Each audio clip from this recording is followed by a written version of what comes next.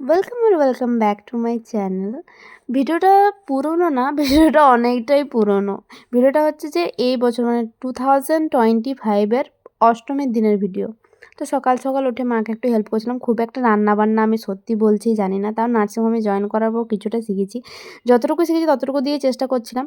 যে মেয়ে কোনোদিন রান্নাঘর পর্যন্ত যায়নি, নার্সিংহোমে যাওয়ার পর সে এখন পাক্কা রাঁধুনি হয়ে গেছে।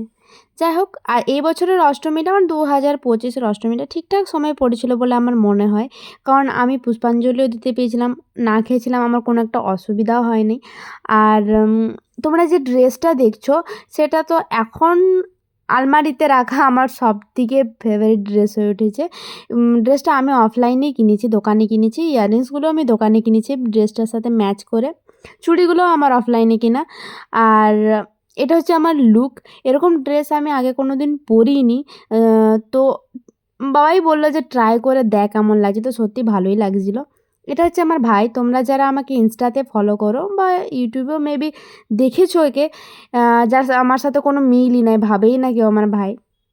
যাই হোক, এটা ছিল আমাদের মায়ের মুখ, যেটা ধুনোর কারণে একটু ঢেকে গিয়েছিলো। এটা আসলে অষ্টমীর কিছুক্ষণ আগের মুহূর্ত তো। আর এটা হচ্ছে আমাদের 108টা প্রদীপ। তো এসে পরে আমি পুষ্পাঞ্জলি দিয়ে খাবার খেতে বসছিলাম। তো যাই হোক, এবারে ভিডিওগুলো আমি সত্যিই অনেক দেরি করে দিচ্ছি। নতুন ভিডিও অবশ্যই তোমরা পাবে। বাই।